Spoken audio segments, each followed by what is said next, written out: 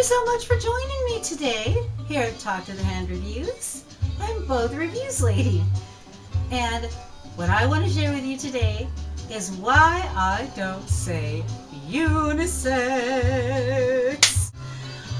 I think I have a little bit of a unique take on it because of having worked in fragrances long ago and remembering one specific fragrance that was my line that I launched that has to do with why. So please stick around, and also too I have a few unisex fragrances to share with you as well. So please stick around. Thank you.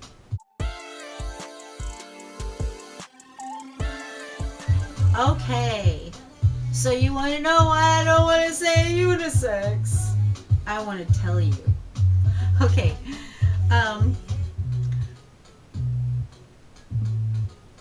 I realize I say the phrase back in the day way too much, but one of the reasons that I feel like I have something legitimate to add to the conversation regarding fragrance and cosmetics is because I'm one of those people. I started working in fragrance and cosmetics when I was young, when I was 19, and I'm not really young anymore. So I kind of, and it's changed over the years. So for me, I think that I have some sort of a bit of a historical aspect sort of to offer, because a lot of things have changed, formulations have changed, and such and so I remember what things used to smell like and what things used to be like. So I think that's kind of valuable. And here's something else I remember. When I worked in fragrance, I worked in men's fragrance for a while at a department store, and when I was there, the department store launched CK1, and it was a really big deal. So we went to the training school to learn we wanted it to be represented, etc. And everyone kept saying, "Oh, yeah, it's like one of the first, big, unisex fragrances by a big designer, unisex." And they're like, "No, we do not want you to say unisex. We want you to say shared fragrances." And ever since that, I don't remember what explanation they gave for it, but they just didn't. They felt it was they felt it was outdated. It sounded too 70s, and that's what I feel too. Nothing against the 70s, but I can understand them wanting to distance themselves from it because it seems outdated. So, flash forward to today. I thought, since I take it on Calvin Klein's authority, what is their role in the world of unisex fragrances? Well, it turns out that I tried to find anything prior to them. It was hard to find anything that admitted to being a unisex fragrance. But CK1 was considered the first widely popular shared fragrance. And prior to that, I couldn't really find much, but what I did find was that early fragrances were kind of all unisex or shared, or the other word that I really like that I'm going to tell you next. Because they were made for individuals, by people who would mix the stuff for them. So it wasn't like it is now. So anyhow,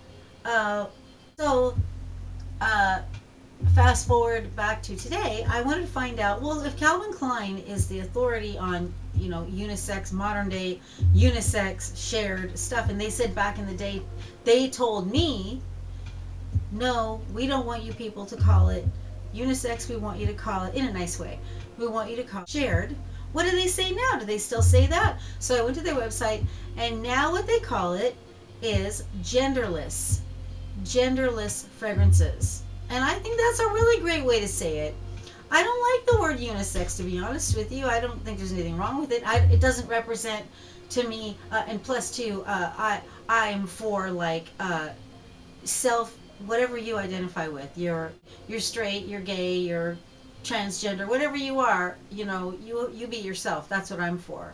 So this doesn't equate to I don't like unisex. It doesn't have anything to do with my feelings about people's gender identity and all that kind of stuff. It's just that I think the word, I think it like reminds me of like too much of like the 1970s. And what else did I think I wrote some other stuff about the way that I feel about it. Well, I did write down some genderless fragrances that are popular right now or have been popular in the past. And of course, oh, here we go. Okay. Yeah, so CK1 is definitely credited as being the first widely available genderless, or as they told me when it launched. And it was my line shared. So they don't do that anymore, apparently. Okay, so let me see here. Here is one in no particular order. Here is one. I learned the fragrance called, I'm sorry I don't know how to say it, Byredo, Byredo, Byredo. They have a fragrance called Young Rose. But I learned that Byredo fragrances are all genderless fragrances. As of this, the information I got today. So that's Byredo Young Rose. Okay, moving on to the next one. Boy Smells is the name of the company. Violet Ends. Violet Ends by Boy Smells. I hope I don't get them mixed up, like the company versus the name, but I think it's called Violet Ends by the company is called Boy Smells. Then Eccentric Molecules. That's a cool name. Eccentric Molecules. I like that. That makes me sort of feel smart when I spray it on. In reality, I'm no smarter than when I spray on my dumb perfumes, but I sprayed that one on. I'm just kidding. There's no such thing as dumb perfume. Okay. Yeah, Eccentric Molecules, Molecule 01. Eccentric Molecules, Molecule 01. Okay, and then here, a personal favorite of mine, House of Beau. Espiritu Eau de Parfum. Espiritu Eau de Parfum from House of Beau. Maybe House of Beau will reach out to me and hook me up, and I'll hook them up. And I will for sure tell you, I'll give them a loving, in-depth review. Anyhow, okay. And then here's one from a big name to a very well-known name. Chanel. Chanel's gender neutral. In 2018, Chanel came out with 3 gender neutral.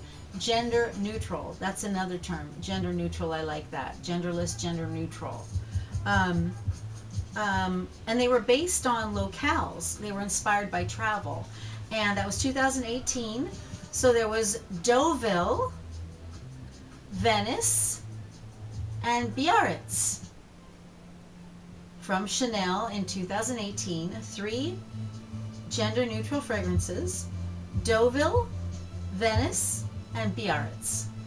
I think that's pretty cool. So that was actually 7 total genderless fragrances.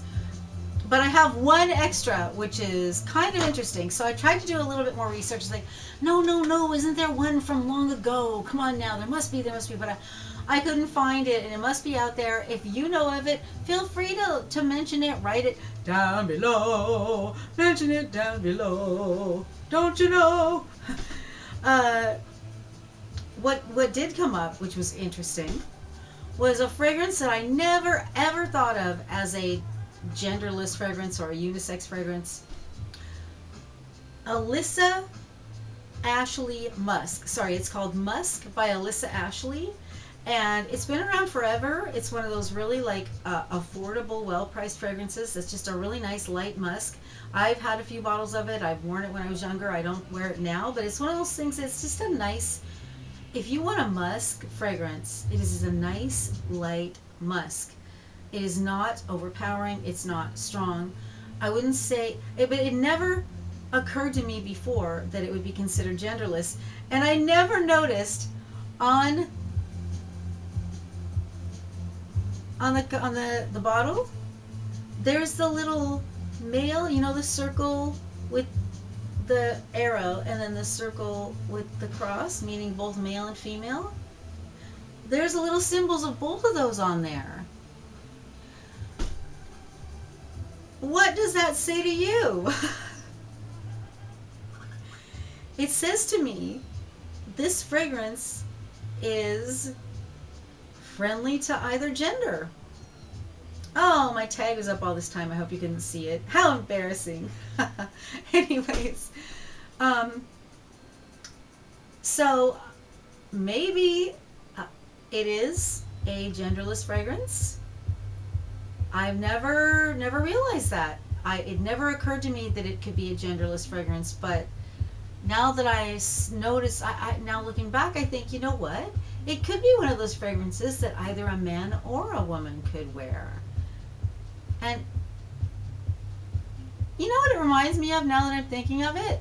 It reminds me of a men's fragrance, Alyssa Ashley Musk, and it's not exactly like it at all, but something about it reminds me of a men's fragrance that we used to sell called, it was by, I believe, Evian, Evyan, called The Baron. Do you remember The Baron? Alyssa Ashley Musk reminds me a little bit of The Baron, which is a men's fragrance, and it's a really nice men's fragrance. It's kind of a sweet men's fragrance, but anyhow, I think I better stop there because I realize my videos, sometimes they're really, really long, and truthfully, those are not the videos that get the views. Even though I'm not really here for that, it does take a lot longer to make the longer videos, and I think, well, why make the longer videos if they're harder to make? You know, less people view them. I mean, why do that? Why not just go with the flow? So anyhow, I hope that you have enjoyed my Why I Don't Say Unisex video, and I'm going to say gender neutral or genderless, or I'm just going to continue to say shared from now on because that's just my feeling. I don't care if you like to say unisex. I mean, it is kind of an interesting word. Thank you for watching my video on Why I Don't Say Unisex. Please like, subscribe, slap, holler if you like this kind of content and similar wacky stuff. Anyhow, thanks a lot. Bye!